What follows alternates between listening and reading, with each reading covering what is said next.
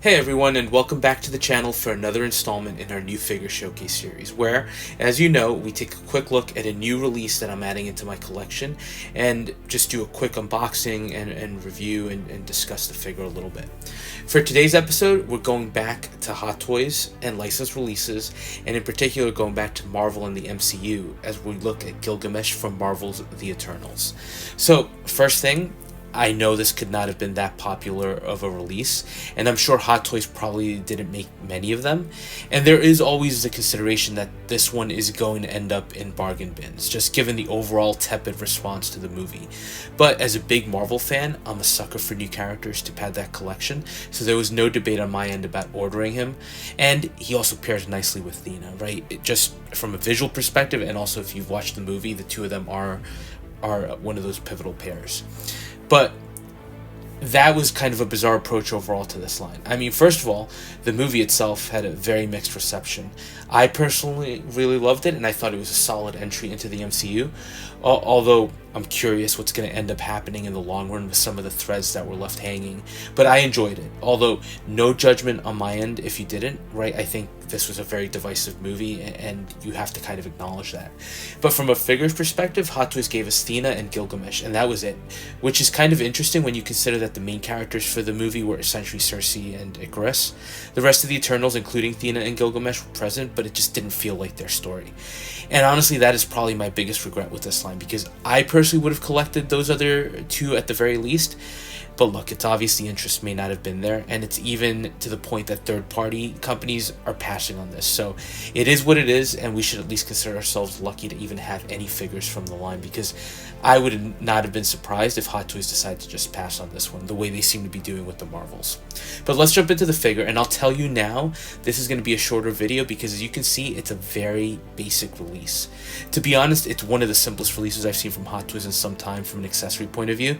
You get the figure itself, and then you get a few interchangeable hands, some power effects, and the display stand, which has the nice Eternal symbols on top and the character's name printed on the front. So very, very basic, and look, to be honest, I feel like that puts a lot more weight on the figure to knock it out of the park, because there's very little to hide behind here. So let's look at the few accessories much closer, and we'll start with the hands. And you get a pair of relaxed hands already on the figure, some outstretched hands, and a pair of fists. Now, paint app, again, top notch with freckles on the back of the hands, great detail work on the folds around the fingers and the joints, and even the nails have some added detail too, and some good paint apps. So I'll always say this, it's a simple set of accessories that we can often take for granted, but credit has to go to Hot Toys for getting them right here, especially when this is pretty much all that you're getting. And next up, you have the power effects. So you get a pair of power gauntlets that go over the figure's forearms, and you get the corresponding fists to go along with these.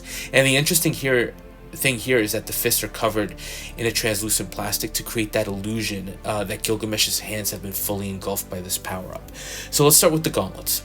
They look incredible. Very much in line with what Hot Toys did with Thena.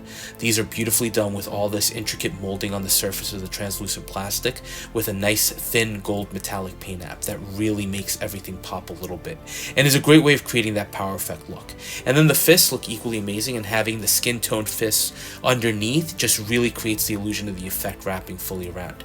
Here you get similar great detail work with the glyphs and paint apps to really make those pieces stand out, although I did run into some issues with these that I'll delve into a little bit later. And that's it for accessories. So now let's move on to sculpt. And again, for such a bare bones release, the figure needs to be top notch. So starting with the sculpt, I'm happy to say that this is phenomenal.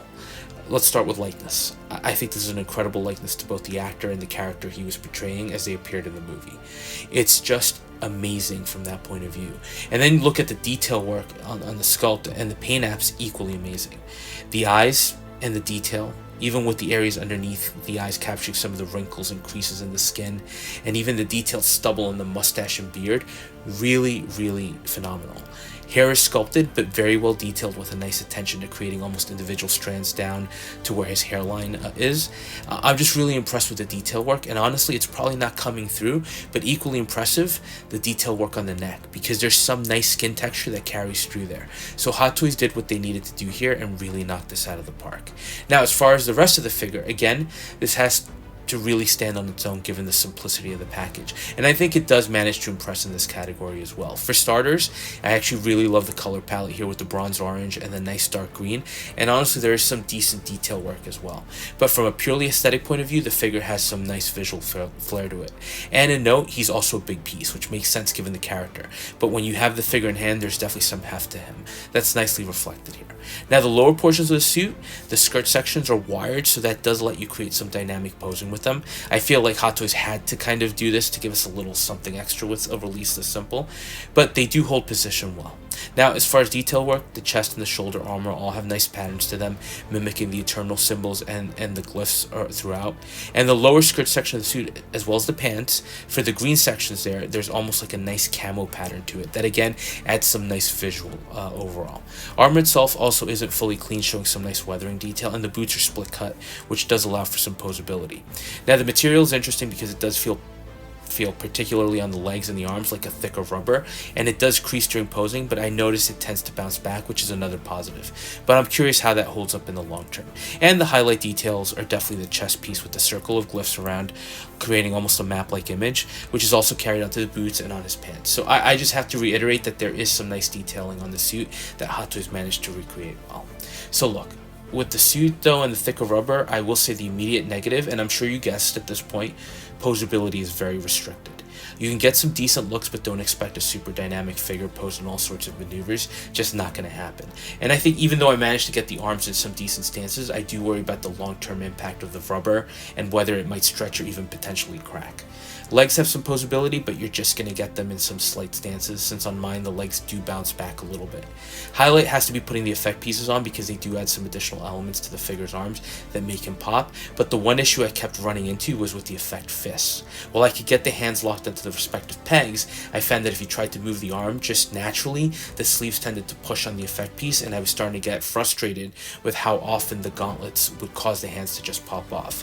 I figured it out pretty quickly and just tried to hold the sleeves back while posing, but it was something that bugged me a little at first. But overall thoughts here, he's a beast of a figure from a scale perspective, but he looks great.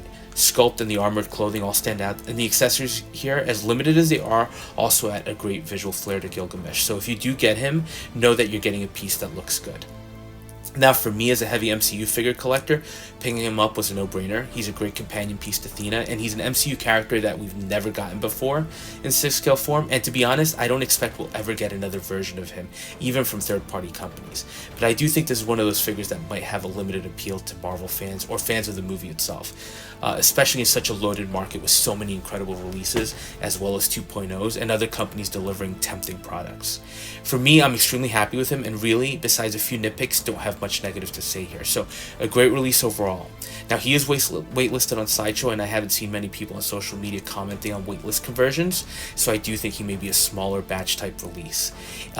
If he was mass produced, I do feel like he would be a figure you'd get for less down the road, but if he is as limited as I think he might be, then that limited nature could make him harder to track down in the future. So just a few quick thoughts on Gilgamesh from Marvel's Eternals by Hot Toys. A very simple basic release, but something that Hot Toys still managed to knock out of the park, and at least for me, a great addition to the collection. But as always, very curious to hear your thoughts on this one, and just want to say thank you for watching, and if you are enjoying the content, please consider dropping a like, a comment, or subscribing, and we'll touch base on the next video.